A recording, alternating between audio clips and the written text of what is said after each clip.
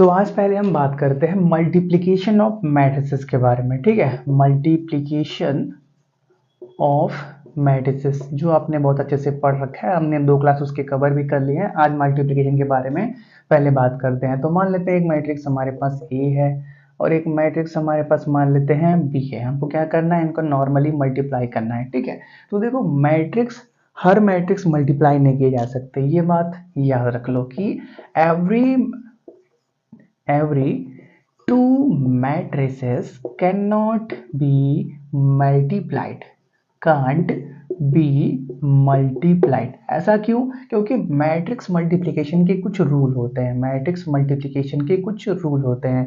पहला रूल क्या बोलता है कि जो आपका एक मैट्रिक्स ए है और एक मैट्रिक्स बी है, लिख लेते हैं, if A and B are any two matrices, then their multiplication is denoted by, then their multiplication is denoted by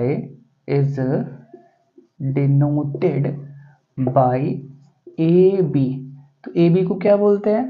A matrix और बी मैट्रिक्स का मल्टीप्लिकेशन। ऑर्डर हमेशा याद रखना। अगर आप बोलोगे बी मैट्रिक्स ए मैट्रिक्स का मल्टीप्लिकेशन तो उसको ऐसे आप डिनोट करोगे। अगर कोई बोले ए मैट्रिक्स बी मैट्रिक्स का मल्टीप्लिकेशन तो उसको ऐसे डिनोट करोगे। ठीक है, अब इसके आगे बात करते हैं।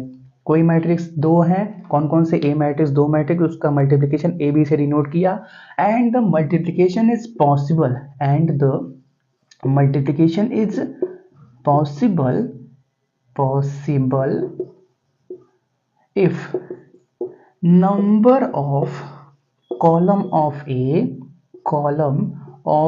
a matrix is equal to number of row of B matrix. ये इंपॉर्टेंट बात है। ठीक है, पहला क्या बोला कि अगर कोई भी दो मैट्रिक्स ए बी है उनको मल्टीप्लाई किया गया तो कैसे डिनोट किया गया? ए बी से डिनोट किया गया। अब ए और बी से डिनोट किया गया तो आगे कौन है? ए है। ए को क्या बोला जाता है? प्री फैक्टर बोला जाता है। ए को क्या बोला जाता है? प्री फैक्टर बोला जाता है। जैसे अलग अलग टर्म होते हैं ना, जैसे सेट, सबसेट, ऐसे ही जो मैट्रिक्स के अंदर आगे होता है, मैट्रिक्स मल्टीप्लिकेशन के अंदर जो आगे वाला मैट्रिक्स होता है उसको बोलते हैं प्री फैक्टर, और जो बाद में आता है उसको क्या बोलते हैं? पोस्ट फैक्टर बोलते हैं। ठीक है, तो सिंपल सी बात है कि प्री फैक्टर मतलब क्या? पहले मैट्रिक्स का कॉलम दूसरे मैट्रिक्स के रो के बराबर है तो उसी सिचुएशन में दोनों मैट्रिक्स मल्टीप्लाई होंगे, अदरवाइज मल्टीप्लाई नहीं होंगे। ठीक है, जैसे मान लेते हैं हमारे पास एक ए मैट्रिक्स है जिसके अंदर क्या है, कुछ भी एलिमेंट है, मान लेते हैं 2x2 ऑर्डर का है। तो अगर हम क्या कर रहे हैं, ए और बी को मल्टीप्लाई कर रहे हैं, क्या निकाल रहे हैं? ए और बी निकाल रहे हैं। तो कंडीशन क्या बोलता है कि जो ए का कॉलम है, ए का कॉलम कितना है? 2 है। तो अगर बी को मल्टीप्लाई होने के लायक बनना है तो अपने कॉलम को क्या, सॉरी अपने रो को क्या 2 ही रखना पड़ेगा। तो इसका रो 2 ही रहेगा। अब इसके कॉलम के ऊपर कोई भी पाबंदी नहीं है, इसका कॉलम कुछ भी हो सकता है। इसका कॉलम 1 भी हो सकता है, 2 भी हो सकता है, 3 भी हो सकता है, कुछ भी हो सकता है। ठीक है, मान लेते हैं क्या पे कुछ p लिख देते हैं। तो जनरल बात करते हैं, मान लेते हैं एक मैट्रिक्स हमारे पास A है जिसका ऑर्डर क्या है? m क्रॉस n है, और दूसरा एक मैट्रिक्स है जिसका ऑर्डर क्या है? n क्रॉस p है। तो जो एक नया मैट्रिक्स मिलेगा AB, उसका ऑर्डर क्या होगा? अभी हम चेक कर लेंगे। अभी हम क्या करेंगे, क्वेश्चन सॉल्व करेंगे जहां से ये बात क्लियर हो जाएगी। ठीक है, तो उसका ऑर्डर क्या होता है? पहले मैट्रिक्स का रो पकड़ लो और दूसरे मैट्रिक्स के कॉलम को पकड़ लो, उसी के बराबर होता है। फिलहाल ये रफली बात हो गई, यहाँ तक क्लियर है। हम क्या करते हैं, क्वेश्चन की बात करते हैं। यहाँ तक कुछ बड़ी बात नहीं है, बस यही बात किया कि अगर आप ए और बी कोई दो मैट्रिक्स लिए, उनको मल्टीप्लाई कर रहे हो तो उसको ऐसे डिनोट करते हो, और मल्टीप्लिकेशन तभी पॉसिबल है जब पहले मैट्रिक्स के कॉलम सेकेंड मैट्रिक्स के रो के बराबर हो। Number of column of A matrix is equal to number of column of B matrix. उसी सिचुएशन में मैट्रिक्स मल्टीप्लिकेशन पॉसिबल है, अदरवाइज पॉसिबल नहीं है। ठीक है, चलिए एक क्वेश्चन की हेल्प से इस बात को समझते हैं। पहले क्या करते हैं, 2x2 ऑर्डर का मैट्रिक्स लेते हैं जो आसानी से सॉल्व हो जाएगा। उसके लिए हमको कोई कुछ भी करना नहीं पड़ेगा। ए मैट्रिक्स मान लेते हैं हमारे पास 1 2 1 2 है, कुछ भी मान लो, बी मैट्रिक्स भी मान लेते हैं 1 2 1 2 है, ठीक है। इसका ऑर्डर भी 2 क्रॉस 2, इसका ऑर्डर भी 2 क्रॉस 2। कंडीशन क्या पूछ बोलता है कि अगर आप ए और बी को मल्टीप्लाई कर रहे हो तो पहले मैट्रिक्स का कॉलम सेकेंड मैट्रिक्स के रो के बराबर होना चाहिए। तो 2 है तो आराम से मल्टीप्लाई हो गया। मल्टीप्लाई कैसे होंगे? मल्टीप्लाई रो बाई कॉलम होता है, row by column, row by column होता है। तो पहले क्या आया? पहले रो आया, तो रो किसका लिया जाएगा? ए मैट्रिक्स का लिया जाएगा, और कॉलम किसका लिया जाएगा? बी मैट्रिक्स का। तो रो कैसे ट्रेवल करता है? ऐसे ट्रेवल करता है। तो ए के पास कितने रो हैं? एक, दो रो, और बी के पास कितने कॉलम? एक कॉलम, दो कॉलम। रो, इसका रो इसके कॉलम के बराबर मल्टीप्लाई कैसे होंगे? इसके रो को पकड़ेंगे, इसके कॉलम पे मल्टीप्लाई करेंगे, ठीक है। चलो थोड़ा सा मल्टीप्लाई करते हैं। हमने क्या बोला? इसके रो को पकड़ो और इसके कॉलम पे मल्टीप्लाई करो। तो देखो ये कौन सा रो है? पहला रो है। पहले मैट्रिक्स के बारे में बात करते हैं, उसके हमने कौन से रो को पकड़ा? पहले रो को पकड़ा। और बी मैट्रिक्स के कैसे लिखें? हाँ ठीक है, कॉलम। ए के पहले रो को पकड़ा और बी के पहले कॉलम पे मल्टीप्लाई किया, बी के पहले कॉलम पे मल्टीप्लाई किया। 1 को 1 के साथ मल्टीप्लाई करो, फिर 2 को 1 के साथ मल्टीप्लाई करो और इन दोनों को ऐड कर दो। जो आएगा उसको कहाँ पे लिखोगे आप? फर्स्ट रो फर्स्ट कॉलम के पोजीशन पे लिखोगे, फर्स्ट रो फर्स्ट कॉलम के पोजीशन पे लिखोगे। क्यों? क्योंकि फर्स्ट रो फर्स्ट कॉलम को मल्टीप्लाई किया गया, तो जो नया एलिमेंट आएगा उसको हम फर्स्ट रो फर्स्ट कॉलम के पोजीशन पे लिखेंगे। आप जानते ही हो ना मैट्रिक्स को, मैट्रिक्स के एलिमेंट को स्मॉल लेटर से डिनोट किया जाता है। जैसे A11 हो गया, A12 हो गया, A21 हो गया, A22 हो गया। समझते हो ना? ये सब बात हमने पिछले 2 क्लास में अच्छे से करी हुई है। चल रहा है ना? हाँ चल रहा है। तो 1 1 जा 1, 2 1 जा 2, मतलब क्या मिल गया? 3 मिल गया, यहाँ पे आ गया। अरे वो थोड़ा सा मैथ हमारा कमजोर है, अगर कहीं मल्टीप्लाई में 2 का 3 करके 6 कर दिया तो पूरा मत मानना है, छोटा भाई समझ के भूल जाना और बता भी देना, ठीक है। चलो अब क्या करते हैं, हमने क्या किया? पहले रो को पहले कॉलम पे मल्टीप्लाई किया। पहले रो को पकड़ो, दूसरे कॉलम पे मल्टीप्लाई करो। अब क्या कर रहे हैं हम? पहले रो सॉरी ए मैट्रिक्स के सेकंड रो को पकड़ सॉरी ए मैट्रिक्स के फर्स्ट रो को पकड़ रहे हैं और बी मैट्रिक्स के सेकंड कॉलम पे मल्टीप्लाई कर रहे हैं। तो क्या अब दिख रहा है आपको? 1 2, तो 1 2, तो जो नया एलिमेंट मिलेगा वो कहाँ लिखा जाएगा? यहाँ पे लिखा जाएगा, फर्स्ट रो सेकंड कॉलम के पोजीशन पे लिखा जाएगा। तो 1 इंटू 2 2, 2 इंटू 2 4, दोनों को ऐड कर दो तो 6 आ गया। अब क्या करते हैं? सेकेंड रो को पकड़ो। अब हम क्या कर रहे हैं? ए मैट्रिक्स के सेकेंड रो को पकड़ रहे हैं और बी मैट्रिक्स के फर्स्ट कॉलम पे मल्टीप्लाई करेंगे। इसको पकड़ेंगे, यहाँ मल्टीप्लाई करेंगे। तो क्या दिख रहा है? 2 1, तो 2 1, तो जो एलिमेंट मिलेंगे वो कहाँ लिखा जाएगा? सेकेंड रो फर्स्ट कॉलम के पोजीशन पे। 1 1 जा 1, 2 1 जा 2। वो फिर क्या? सेकेंड रो को पकड़ो, सेकेंड कॉलम पे मल्टीप्लाई करो, तो 2 2, तो 2 2 मतलब क्या? सेकेंड रो सेकेंड कॉलम का एलिमेंट, तो जो मिलेंगे वो कहाँ लिखे जाएंगे? यहाँ पे। तो 2 2 जा 4, 1 2 जा 2 और 2 2 जा 4, मतलब क्या? 6 मिल गया। चलो तो इसका भी ऑर्डर कितना है? 2 क्रॉस 2 है। हमने बोला भी था कि 2 मैट्रिक्स है, पहले का ऑर्डर m क्रॉस n है, दूसरे का ऑर्डर n क्रॉस p है। तो नया मैट्रिक्स जो मिलता है उसका ऑर्डर m क्रॉस p होता है। m का वैल्यू यहाँ पे 2 है, p का वैल्यू भी 2 है, तो यहाँ पे प्रॉब्लम नहीं हुआ। अब क्या करते हैं? ऑर्डर थोड़ा सा चेंज करते हैं, एक का ऑर्डर कुछ और लेते हैं, दूसरे का ऑर्डर कुछ और लेते हैं, ठीक है। इसको नोट करो पहले। चलो करते क्या है? ए मैट्रिक्स को, चलो इसको भी हटा देते हैं इसको भी, इसको थोड़ा सा रहने देते हैं, बाद में भी चेक करेंगे ना। मान लेते हैं एक ए मैट्रिक्स लेते हैं हम, जिसके अंदर एलिमेंट क्या है? 1 -1 2 0 3 4। तो इसका ऑर्डर कितना है? 2 क्रॉस 3 है। तो जो बी मैट्रिक्स लेते हैं वो क्या लेते हैं? 3 क्रॉस समथिंग का लेते हैं। 3 मतलब क्या? उसके अंदर नंबर ऑफ रो कितने हो? 3 हो, क्योंकि इसके कॉलम 3 हो चुके हैं, तो उसके अंदर रो कितने होने चाहिए? 3 होने चाहिए। तो 2 7 और क्या? -1 1 5 4 लेते हैं। इसका ऑर्डर कितना है? इसके अंदर 3 रो हैं और 2 कॉलम है। तो देखो number of column of A is equal to number of row of B. तो अब उस सिचुएशन में ए बी मल्टीप्लाई पॉसिबल है, तो मल्टीप्लाई करना स्टार्ट करो। कैसे करोगे? इसके रो को पकड़ो, कॉलम पे मल्टीप्लाई करो। चलो रो को पकड़ो, कॉलम पे मल्टीप्लाई करो। तो पहले मैट्रिक्स के कहाँ पकड़ रहे हो? पहले मैट्रिक्स के रो और बी मैट्रिक्स के कॉलम। तो पहले मैट्रिक्स के पहले रो को पकड़ लिया, कहाँ मल्टीप्लाई किया, पहले सेकेंड मैट्रिक्स के पहले कॉलम पे, तो 1 1। तो जो एलिमेंट मिलेंगे वो कहाँ लिखे जाएंगे, first row first column position पे लिखे जाएंगे। तो 1 इंटू 2 2 प्लस -1 इंटू -1 +1 हो गया, 2 इंटू 5 10 हो गया।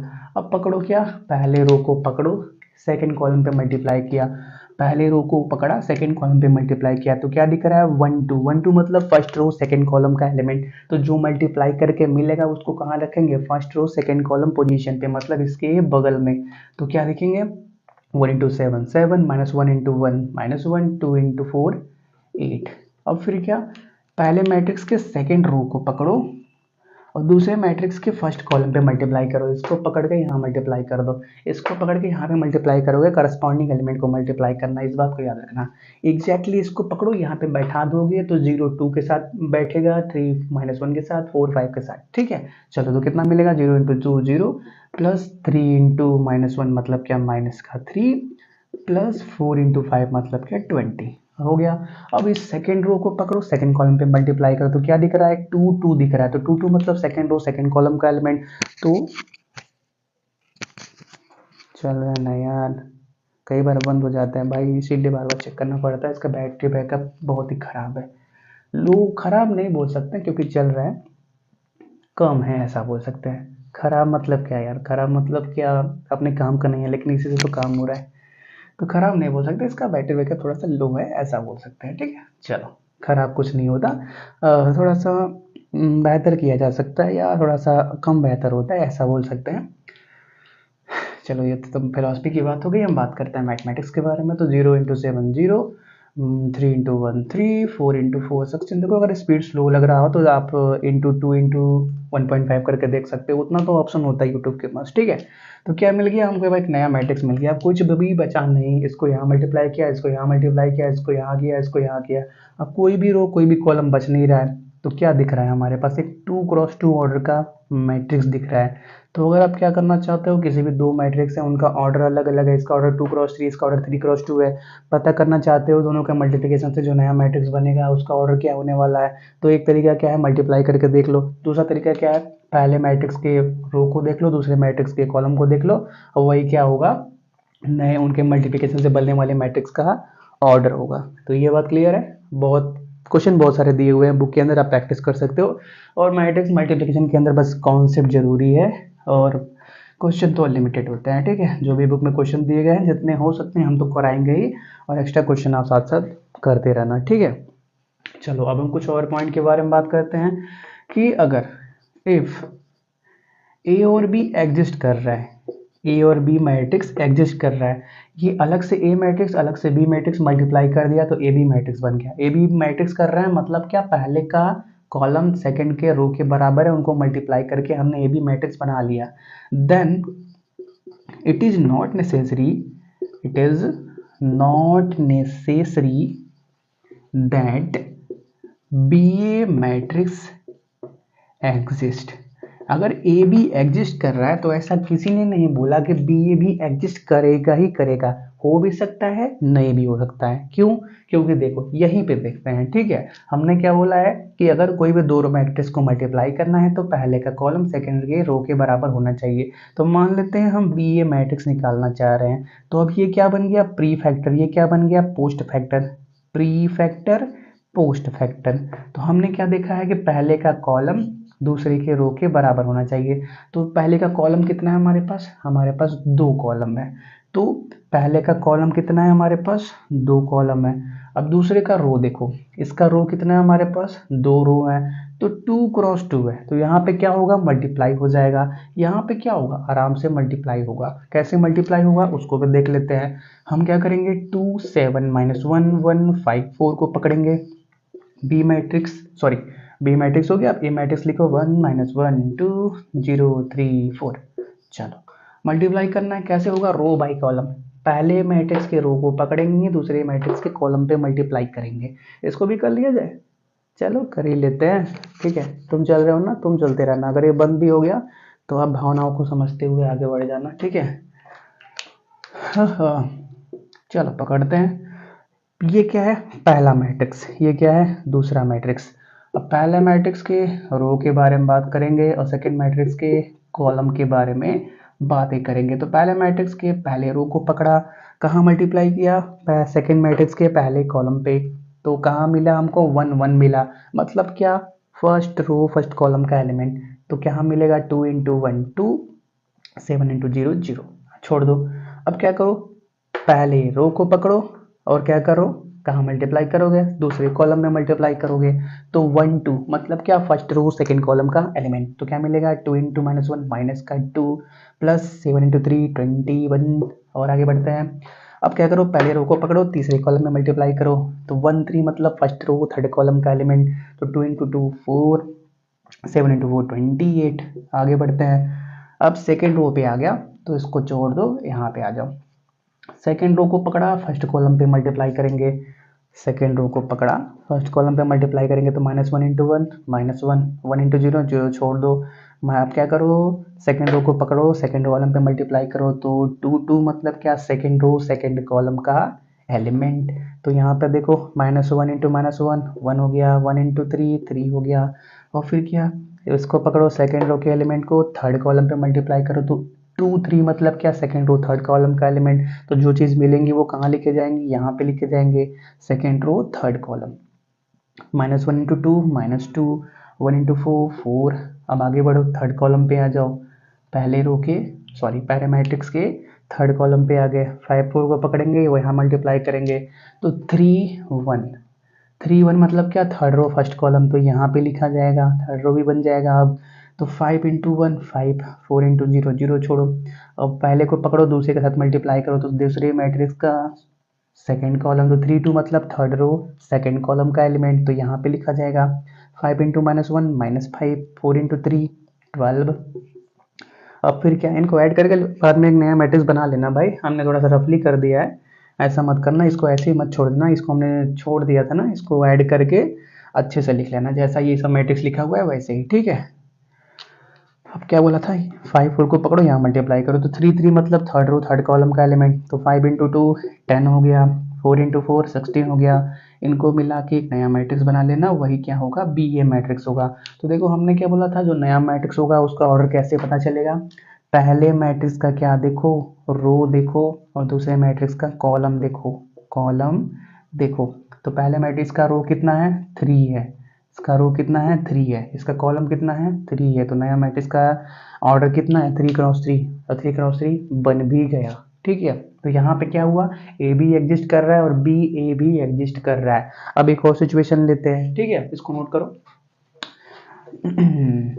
मान लेते हैं एक हमारे पास मैट्रिक्स है ए, जिसका ऑर्डर क्या है, 4 क्रॉस 5 है। एक मैट्रिक्स ए है जिसका ऑर्डर क्या है, 4 क्रॉस 5 है।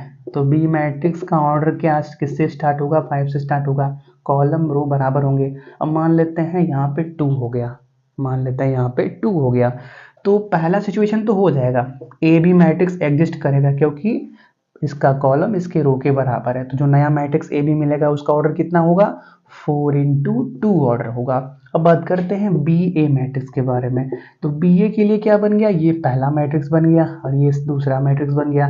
तो इसका क्या देखेंगे, कॉलम देखेंगे, इसका कॉलम कितना है, 2 है, इसका रो कितना है, 4 है, तो यहाँ पे रो कॉलम इसके रो के बराबर है ही नहीं, तो बी ए मैट्रिक्स एग्जिस्ट नहीं करेगा, ठीक है। तो ये इंपॉर्टेंट बात है, अब नोट करके लिख लो कि अगर ए बी मैट्रिक्स एग्जिस्ट कर रहा है, तो ऐसा किसी ने भी नहीं बोला कि बी ए मैट्रिक्स भी एग्जिस्ट कर जाए, ठीक है, ये बात हो गया।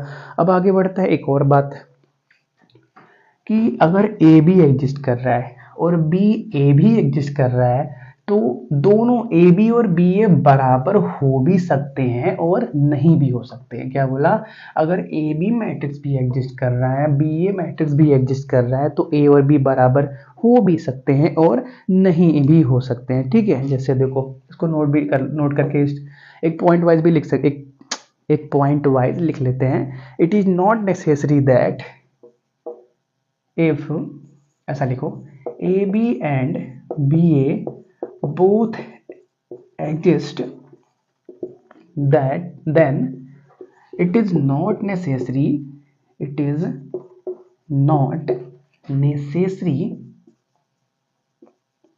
That A B is equal to B A. हो भी सकता है, नहीं भी हो सकता, डिपेंड करता है कि हमारे पास मैट्रिक्स के एलिमेंट कैसे हैं। ठीक है, मैट्रिक्स के एलिमेंट कैसे हैं। अगर मान लेते हैं हमारे पास एक ए मैट्रिक्स है जिसके अंदर क्या है हमारे पास 1 0 0 2 है, और मान लेते हैं एक बी मैट्रिक्स है उसके अंदर एलिमेंट क्या है 3 0 0 4 है। तो अगर हम ए बी मैट्रिक्स निकालना चाहें तो पहले इसका कॉलम देखेंगे, इसका रो देखेंगे, सही है, मल्टीप्लाई हो जाएगा। तो रो बाई कॉलम मल्टीप्लाई करेंगे तो 1 इंटू 3 0 इंटू 0 छोड़ दो, 1 इंटू 0 0 0 इंटू 4 0 हो गया, 0 इंटू 3 0 हो गया, 2 इंटू 0 0 हो गया, 0 इंटू 0 0 0 इंटू 2 इंटू 4 8 हो गया। चलो तो ये मिल गया ए बी मैट्रिक्स। अब बी ए मैट्रिक्स निकालते हैं। तो बी ए के लिए क्या होगा, ऐसे लिख लो पहले 3 0 0 4, इसके साथ ए लिख लो 1 0 0 2, अब मल्टीप्लाई करो 3 into 1 3, 0 into 0 into 0 0, 3 into 0 0 0 into 2 0, 0 into 1 0, 4 into 0 0, 0 into 0 0, 4 into 2 8। तो देखो यहाँ पे ए बी भी एग्जिस्ट कर रहा है, बी ए भी एग्जिस्ट कर रहा है, और ए बी ए के बराबर भी है। लेकिन अगर क्या करते हैं, ये क्वेश्चन थोड़ा सा बदल देते हैं। मान लेते हैं हमारे पास जो ए मैट्रिक्स है उसके अंदर एलिमेंट क्या है 1 -1, कुछ भी कर लो, 1 2 3 4 हो गया। और मान लेते हैं बी मैट्रिक्स है उसके अंदर क्या है 5 6 7 और 0 मान लेते हैं। ठीक है, चलो यहाँ पे ए बी पहले निकालते हैं, ए बी पहले निकालते हैं। और टेंशन हमारी भी बढ़ रही है, टेंशन हमारी भी बढ़ रही है क्योंकि 20 मिनट्स के ऊपर जा रहा है, अभी तक हिम्मत नहीं आ रहा है। चलो 1 इंटू 5 5 प्लस 7 4 14, और 1 इंटू 6 6 हो गया, 2 इंटू 0 हो गया, 3 5 जा 15, 4 7 जा 28, और क्या 3 6 जा 18, 4 इंटू 0 0, मतलब क्या मिल गया यहाँ पे 19 6, और क्या 43 18। अब क्या करते हैं बी ए मैट्रिक्स निकालते हैं। तो बी ए मैट्रिक्स क्या 5 6 7 0 1 2 3 4, मल्टीप्लाई करो 5 इंटू 1 5, और क्या 6 3 जा 18, और क्या 5 2 जा 10, 6 4 जा 24, 7 1 जा 7 0 0, 7 2 जा 14 और 0 0। ठीक है, तो यहाँ पर देख रहे हो क्या कितना आ रहा है हमारे पास 23 34 7 14। तो यहाँ पर देख रहे हो ए बी एग्जिस्ट कर रहा है, बी ए भी एग्जिस्ट कर रहा है, लेकिन ए बी ए के बराबर है ही नहीं। ठीक है, तो it is not necessary that A B and B A both exist and both are equal. May और मे नॉट बी, हो भी सकते हैं नहीं भी हो सकते हैं। ठीक है, तो यहाँ तक मैट्रिक्स मल्टीप्लिकेशन की सारी बातें कंप्लीट होती हैं, इसको आप नोट करो। अब क्या करते हैं अपर ट्रायंगुलर मैट्रिक्स और लोअर ट्रायंगुलर मैट्रिक्स की बात कर लेते हैं। ठीक है, इसको नोट करो पहले आप, इसको नोट करो, थोड़ा सा 2 मिनट का ब्रेक लेते हैं।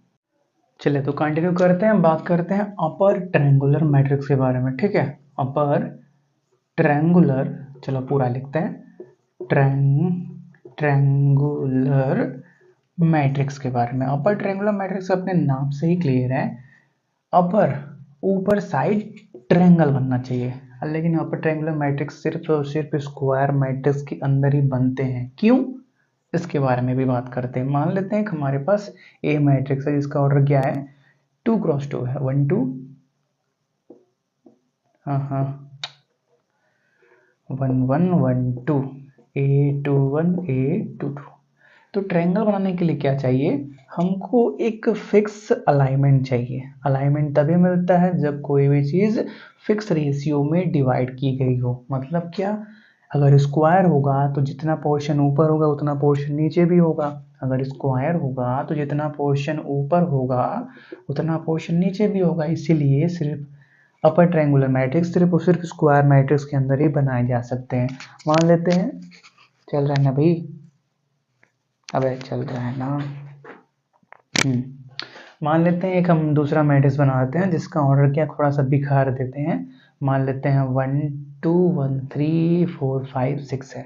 अब इसके अंदर क्या ट्रायंगल बनाना है, तो क्या ट्रायंगल बना सकते हो, नहीं बना सकते। क्यों नहीं बना सकते?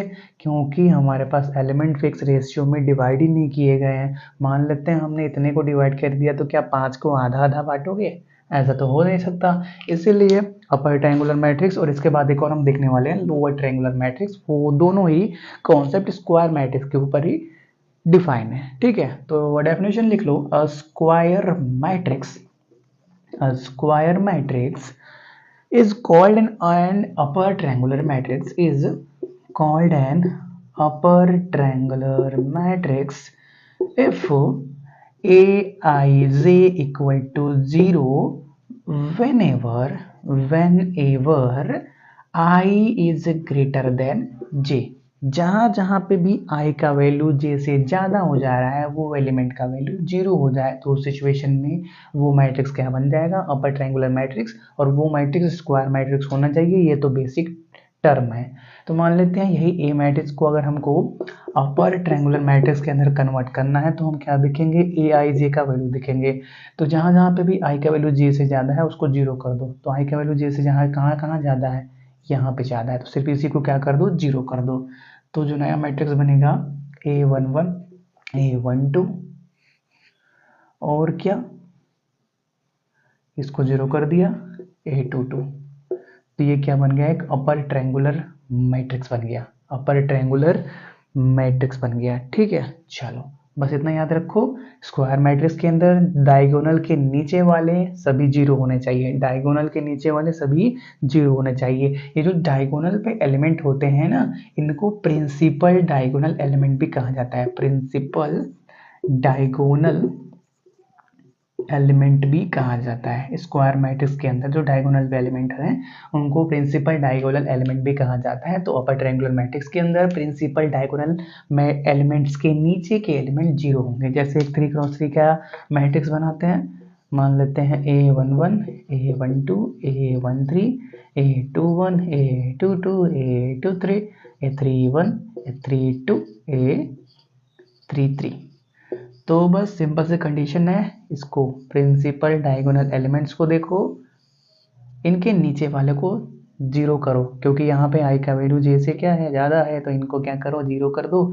तो ये जो बच रहा है क्या बन गया? एक अपर ट्रायंगुलर मैट्रिक्स। ऊपर की तरफ ट्रायंगल बन रहा है, अपर ट्रायंगुलर मतलब ऊपर की तरफ ट्रायंगल बन रहा है, तो ऊपर की तरफ ट्रायंगल बन रहा है, इसको पकड़ लिया। ठीक है, डायगोनल को मत छेड़ना, डायगोनल को 0 मत करना। यहाँ पे इक्वलिटी है ना, वहाँ पे मत देखो, बस यहाँ पे ग्रेटर देन वाला देखो।